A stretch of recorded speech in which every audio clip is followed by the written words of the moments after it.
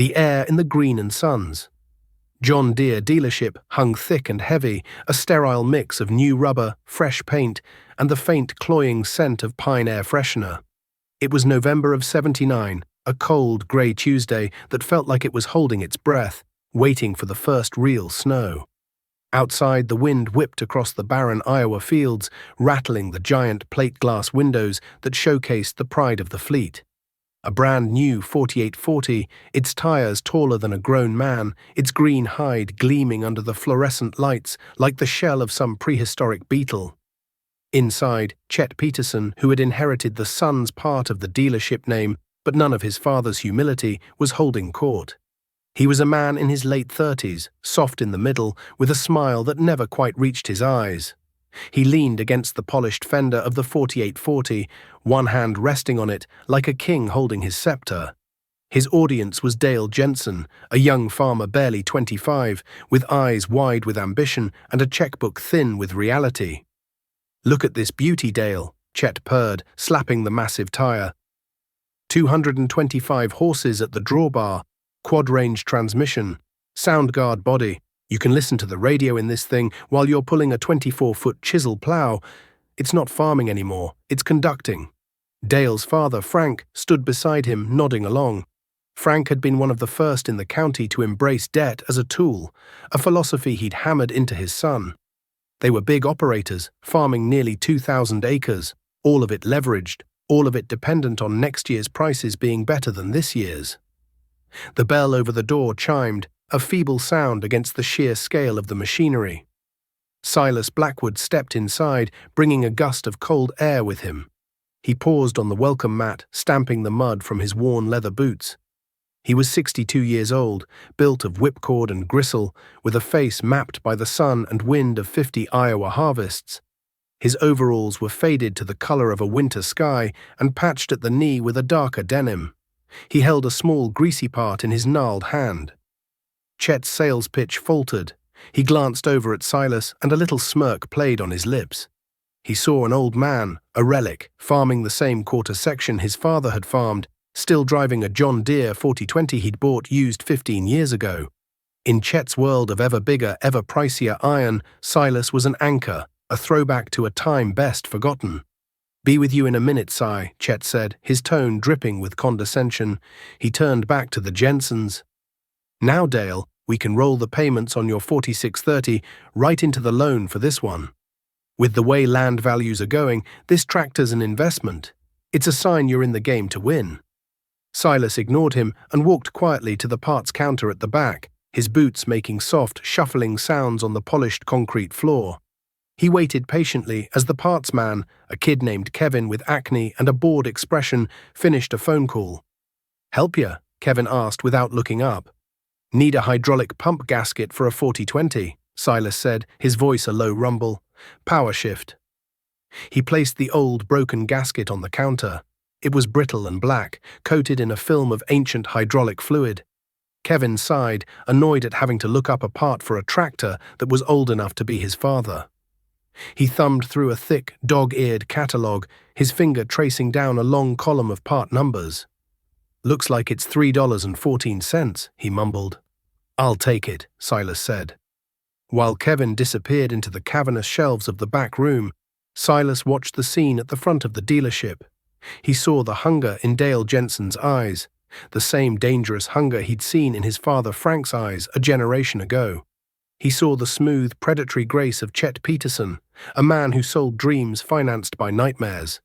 The interest rates were already climbing, whispers from the Federal Reserve about tightening the money supply. A man had to be a fool to be taking on new debt now, but the showroom was full of them. Kevin returned and slapped the small paper envelope with the new gasket onto the counter. $3.14. Silas pulled a worn leather wallet from his back pocket, unfolded it, and carefully extracted 3 wrinkled dollar bills and a handful of change. He counted out the coins into Kevin's waiting palm.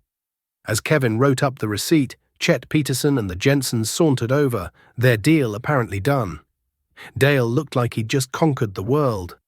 "Getting the old girl patched up again, Si?" Chet asked, a wide, mocking grin on his face. "You know, for what you probably spend on parts for that museum piece in a year, You could make the down payment on a brand new 50 series. We've got financing options for every kind of operator. She runs fine, Silas said, pocketing his new gasket. He didn't look at Chet, his gaze fixed on the receipt Kevin was handing him.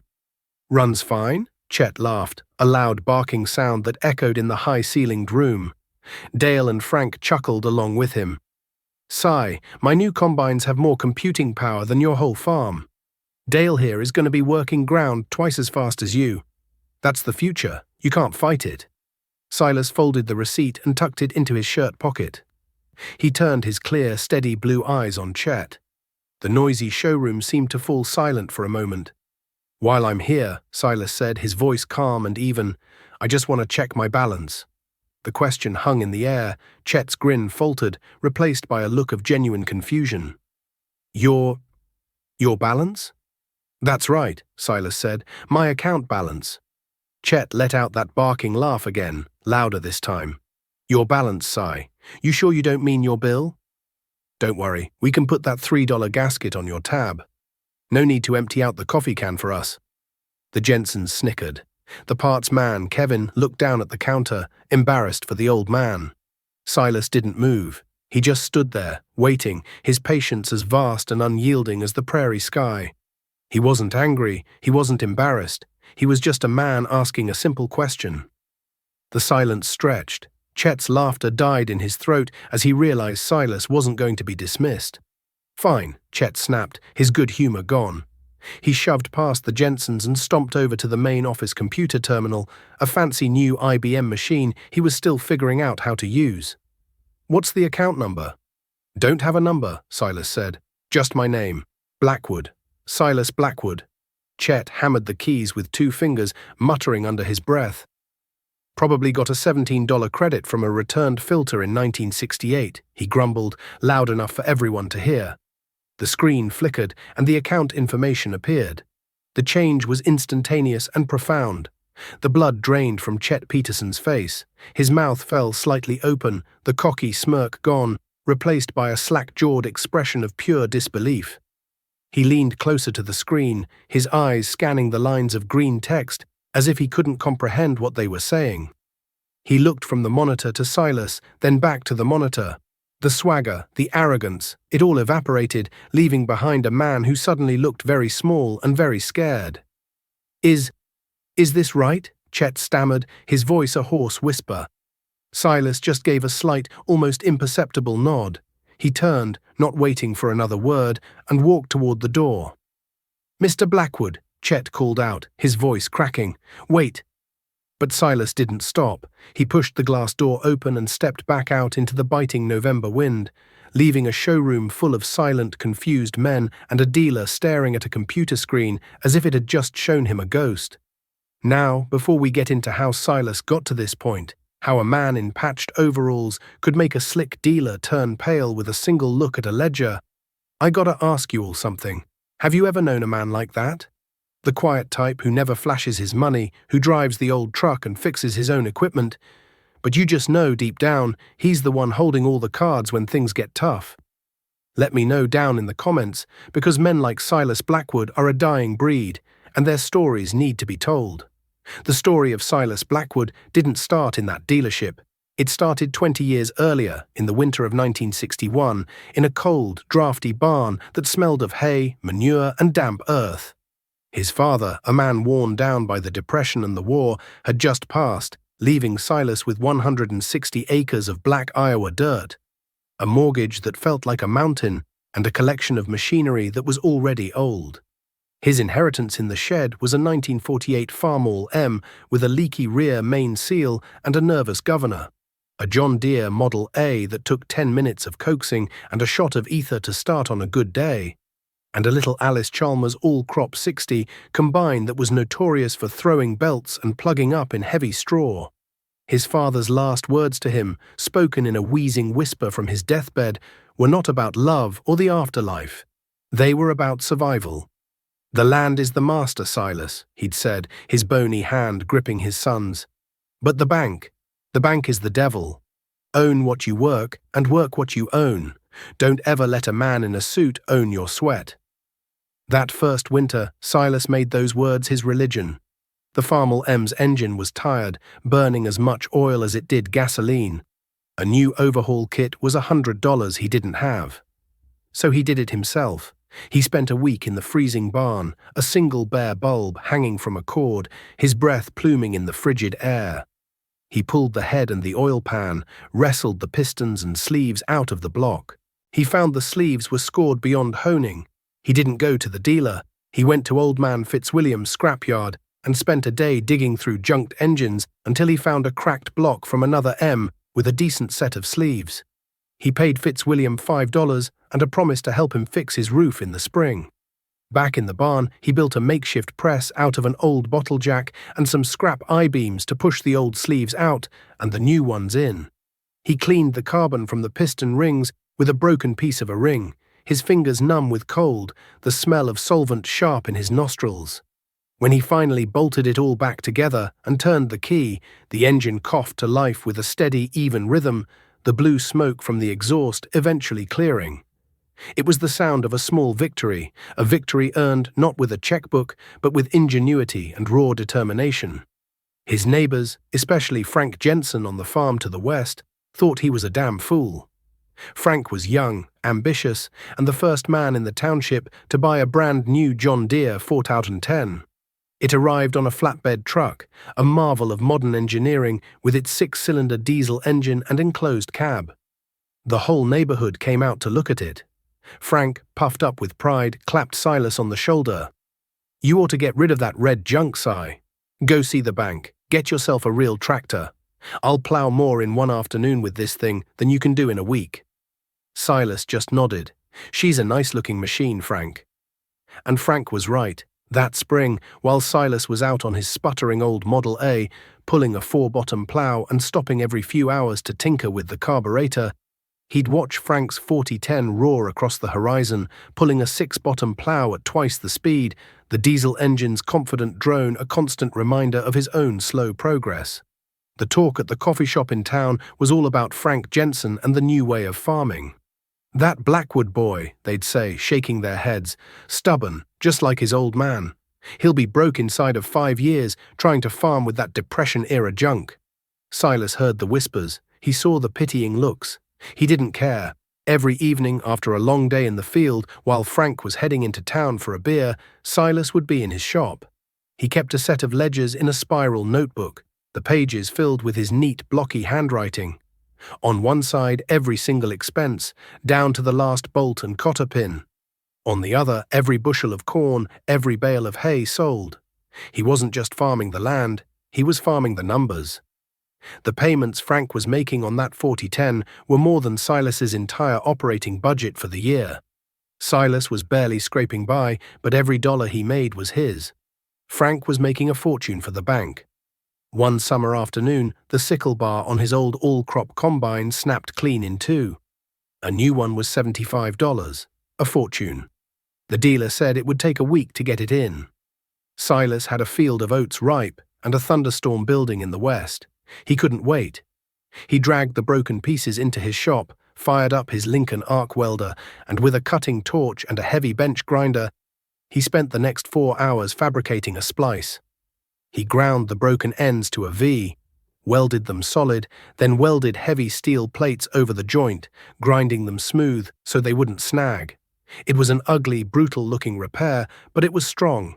He was back in the field as the first drops of rain began to fall, racing the storm to get his crop in, the smell of hot metal and ozone mingling with the scent of ripe oats.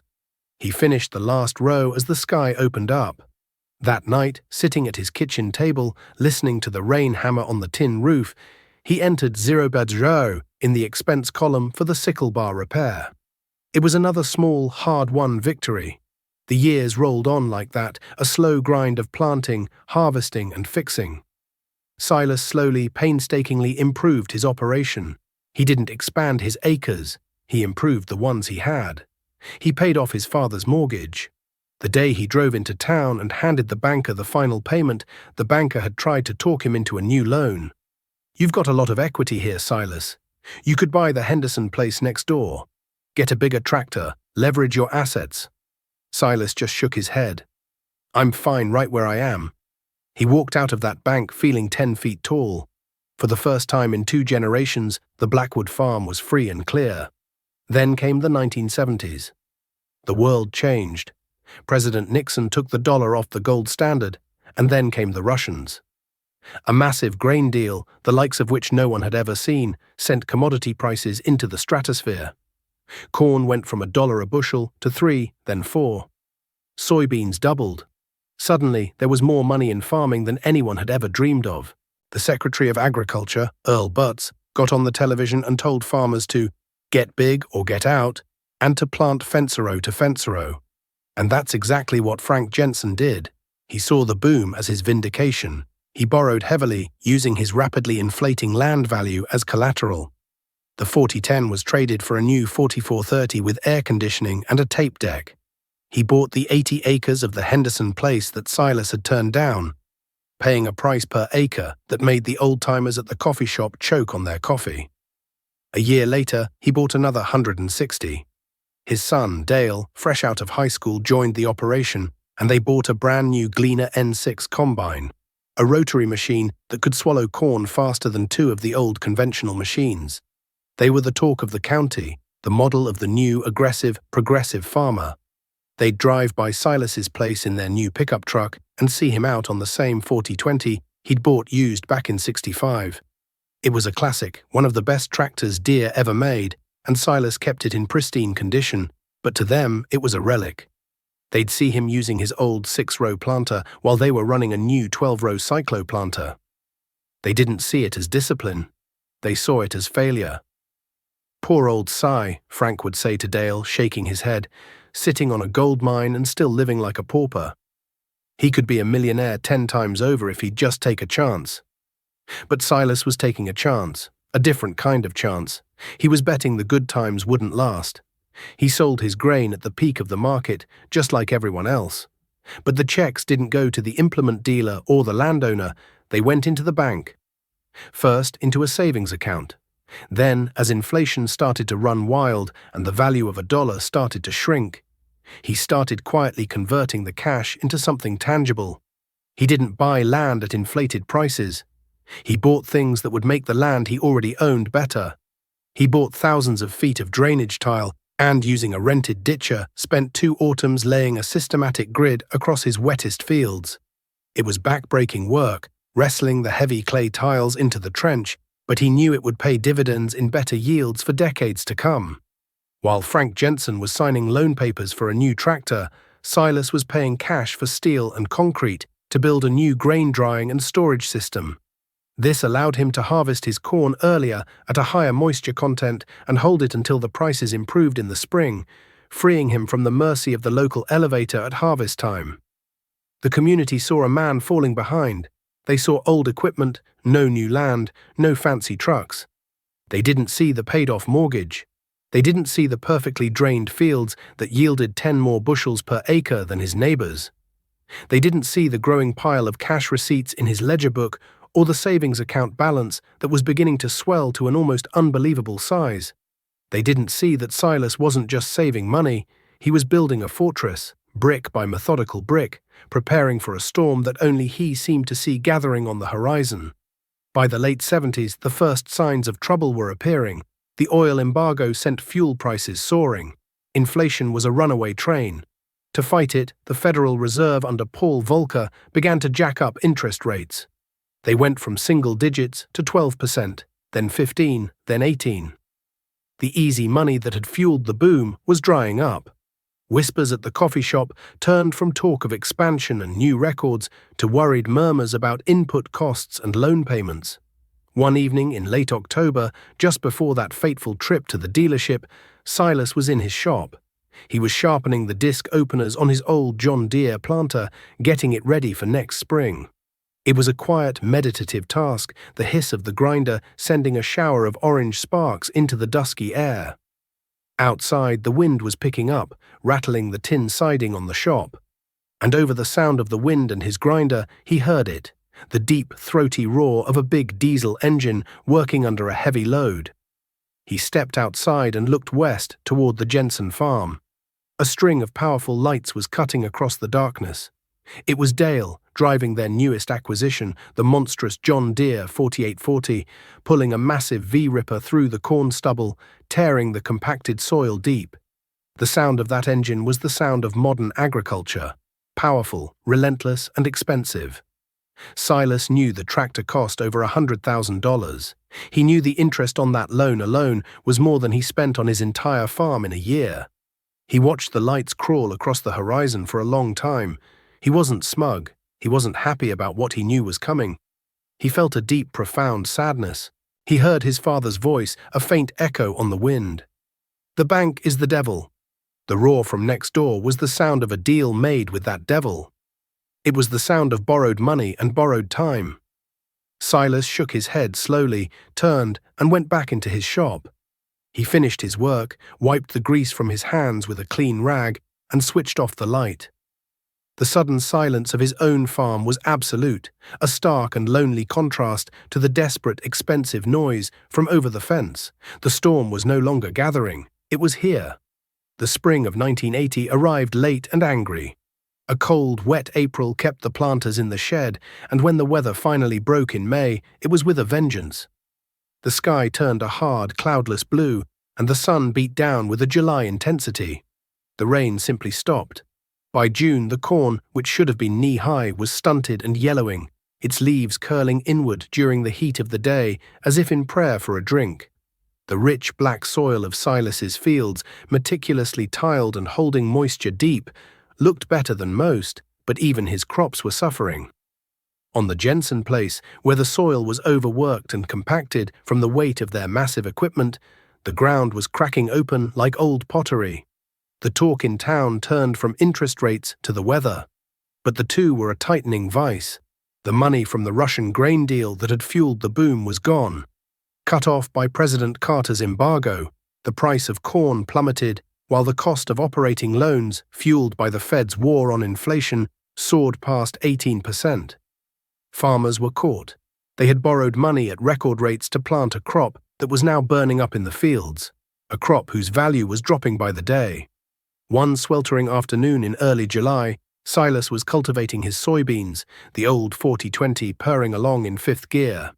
He was sitting out in the open, a wide-brimmed straw hat shading his face, the breeze he created himself the only relief from the oppressive heat. He could feel every vibration of the tractor, hear every nuance of the engine. He glanced to the west and saw Dale Jensen's 4840 sitting motionless in the middle of a field, a shimmering mirage of green and yellow in the heat haze. It had been sitting there for 2 days. Later that evening, Dale's pickup truck pulled into Silas's lane, kicking up a cloud of dust. Dale got out slowly, looking like a man who hadn't slept. His face was smudged with grease, his eyes red-rimmed with frustration. "Evening, Silas," he mumbled, avoiding eye contact. "Wondered if you might have a hydraulic pressure gauge I could borrow. A high-pressure one." "In the shop," Silas said, leading the way. "What's the trouble?" Dale sighed, a sound of pure exasperation. "It's the 4840. Transmission clutch pressure light is flickering, and she won't hold in gear under a load. I've been on the phone with Chet at the dealership all day. He had me check the sump screen, the filter. Everything's clean. He thinks it might be the main hydraulic pump, but he can't be sure without a pressure reading." Silas found the gauge and handed it to him. "A pump on a new tractor like that?" "That's what I said," Dale said, his voice rising with anger. "Thing's barely got 500 hours on it. Chet wants to send a mechanic out, but he's a week behind. Says he could order a new pump, but it's $2,500, and if that's not the problem, we're stuck with it. $2,500, and the corn looks like it's not even going to make 30 bushel. He kicked at a loose stone on the driveway. We can't afford to guess." "That quad range is a complicated transmission," Silas said quietly. "Lots of places for pressure to get lost." "Tell me about it," Dale scoffed. "Chet sold it to us like it was the greatest thing since sliced bread. Said you could fix anything on it, with a set of wrenches and a phone call to the dealer. What he didn't say is that every phone call costs $100, and every part looks like it came off the space shuttle." Silas nodded, watching the young man's shoulders slump.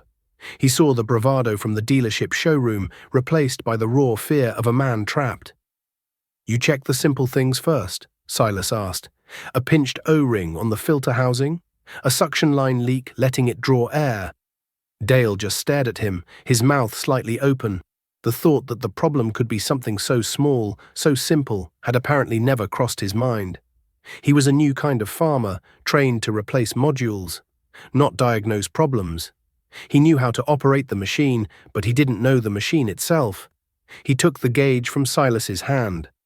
"Thanks, Silas. I'll check that." He turned to leave, then paused. "You know, your corn doesn't look half bad." "Got tile," Silas said simply. "Holds the water." Dale nodded, a flicker of understanding in his tired eyes. "Right. Tile." He got back in his truck and drove away, leaving Silas standing in the quiet of his own yard, the steady hum of the electric fence charger the only sound. The drought broke in August with a storm of biblical fury. It came from the northwest, a bruised purple wall of cloud that swallowed the sun. The wind hit first, a solid wall that bent ancient oak trees to the ground. Then came the hail, stones the size of golf balls that hammered the countryside, shredding the already stunted crops into green ribbons and denting every truck, every roof, every piece of equipment left outside. Silas had seen the storm coming and had put his 4020 and his old combine in the barn. The Jensen's new Gleaner N6, too tall to fit in their old machine shed, was sitting out by the fuel barrels. The next morning, the sun rose on a scene of devastation. The fields were a total loss. The gleaming paint on the Jensen's combine was pockmarked and dented, its cab windows shattered, looking like a great wounded beast that had been stoned to death. The insurance would cover some of it, but it wouldn't cover the loan payment. It wouldn't cover the 20% interest. The first cracks in Chet Peterson's empire began to show. The dealership, once bustling, grew quiet. The big tractors sat on the lot, their tires gathering dust. Farmers weren't buying. They were trying to survive. John Deere Credit was getting nervous, demanding cash payments for parts from dealers whose accounts were falling behind. Chet's easy smile was gone, replaced by a permanent, worried frown. He stopped making sales calls and started making collection calls, his voice losing its smooth purr and taking on a hard, desperate edge. The Jensens missed a payment on the 4840, then another. The false hope of the 70s had curdled into the bitter reality of the 80s. The winter of 1981 was a season of silence. The usual optimism that came with planning for the next crop was gone, replaced by a cold dread. Land values, the foundation of the entire agricultural economy, began to crumble. A farm that had been appraised at $3,000 an acre 2 years before was now struggling to fetch $1,500. Men who had thought they were millionaires on paper woke up to find they were bankrupt. The variable rate loans they had signed so eagerly now had interest rates of 21%. It was a death sentence. The notices started appearing in the county paper, small print in the legal section that announced foreclosure auctions. First it was just a few, names from the edge of the county. Then the names became familiar. The community fabric, woven over generations, was being torn apart. Every auction was a funeral. Neighbors gathered in the cold, their faces grim, to watch a family's life work sold piece by piece to the highest bidder. They stood with their hands in their pockets, not bidding against each other, a small, sad act of solidarity, but strangers from other counties would come in and pick the bones clean for pennies on the dollar. One day in March, Silas drove into town for a bag of seed corn. He stopped at the dealership to get a hydraulic filter. The place was a ghost town. The showroom was dark. The great 4840 that had once been the centerpiece was gone, repossessed. A layer of dust coated everything. Chet Peterson was in his office, not on the phone, but sitting at his desk, staring at a stack of papers, his face the color of ash. "Chet," Silas said from the doorway. Chet looked up, his eyes hollow. "Silas, what do you need?" "Filter for the 4020. Chet nodded and walked back to the parts counter himself. The kid, Kevin, was long gone. As he shuffled through a box of old stock, his movements were slow, defeated. "Heard about the Jensens?" he asked, his back to Silas. "No." "Banks foreclosing, auctions in 2 weeks. They're losing everything. The land, the equipment, everything." He found the filter and placed it on the counter. His hand trembled slightly. "Frank came in here yesterday. cried, a grown man standing right there where you are, crying like a baby. Said I'd ruined him. Chet finally turned, and Silas saw the full depth of his despair. He was right, you know. I did. I sold them a dream I knew was a lie. I pushed them to borrow more, expand more. I told them debt was a tool. But it's not a tool. It's a trap. He leaned on the counter, the weight of his guilt pressing him down. You know what's funny, Silas? After you left that day back in '79, after I saw your account balance, I didn't get it. I thought it was a mistake. I thought you were just some lucky old miser, but I get it now. He looked around the empty, silent dealership. This place, my father built it on handshakes and fair deals. I turned it into a casino. And the house always wins. The auction for the Jensen farm was on a bitterly cold day in early April. A raw wind blew across the muddy yard, whipping at the flaps of the auctioneer's tent. Nearly the whole county was there, not to buy, but to bear witness. Frank and Dale Jensen stood off to one side, near the porch of the farmhouse their grandfather had built. Frank looked like a ghost, his face gaunt, his eyes vacant. Dale stood beside him, his arm around his father's shoulder, his own face a mask of grim resolve. The auctioneer, a fast-talking man in a cowboy hat, started with the small items. Tools, shop equipment, household goods. They sold for almost nothing. Then came the big machinery. The Gleaner combine, its hail-dented body, a testament to the storm that had sealed their fate, sold to a salvage dealer from Missouri for a fraction of its worth. The massive tillage equipment went next. Finally, they brought out the 4840. It had been washed and polished, but it couldn't hide the wear and tear of a desperate season. The bidding was sluggish. It finally sold for less than half of what the Jensens still owed on it. With every fall of the gavel, another piece of their life was stripped away. The last item to be sold was the land itself. 240 acres, including the original 80-acre home place with the house and the barns. The auctioneer described the parcel, his voice echoing unnaturally across the silent crowd. All right, folks, here it is, the culmination of a lifetime of work. What am I bid for this prime piece of Iowa farmland? An opening bid came from a man in a suit near the front, an investor from Des Moines. Another man, a corporate farm manager, raised him. The price climbed slowly, methodically. The Jensens watched, motionless, as their legacy was dismembered in $1,000 increments. The bidding stalled at a price that was heartbreakingly low, barely a third of what it would have been worth just 3 years earlier. Going once, the auctioneer called out, his eyes scanning the crowd. Going twice. From the back of the crowd, a clear, calm voice said, 1,000 more. Every head turned. Silas Blackwood stood near the edge of the crowd, his hands in the pockets of his worn overalls, his expression unreadable. The man in the suit looked back, annoyed, and raised the bid again. 1,000 more, Silas said again, his voice just as calm, just as firm. A nervous energy rippled through the crowd. This wasn't part of the script. This was a neighbor bidding. The two men went back and forth, the price climbing in small, stubborn steps. The investor was getting flustered, unused to this kind of quiet persistence. He was bidding with a corporation's money, Silas was bidding with his own. Finally, the investor shook his head and turned away. Sold, the auctioneer cried, his gavel cracking down, to Mr. Silas Blackwood.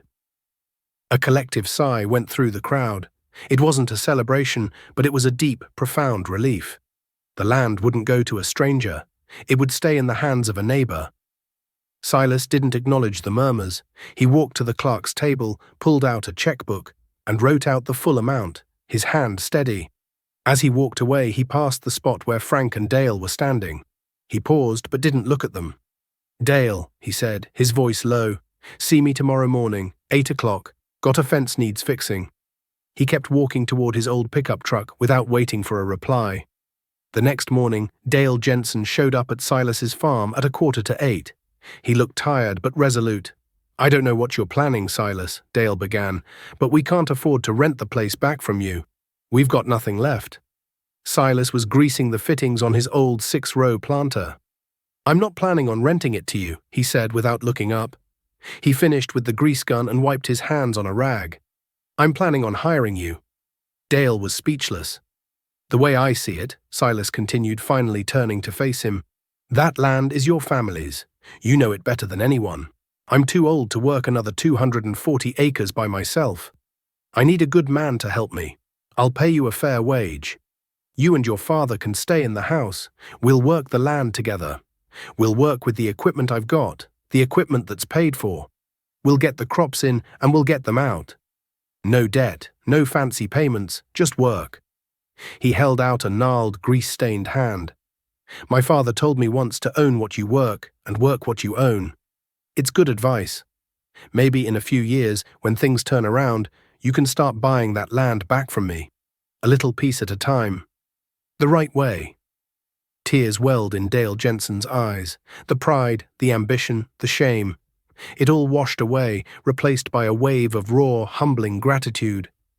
He looked at the old man, at the patched overalls and the clear, steady eyes, and he finally understood.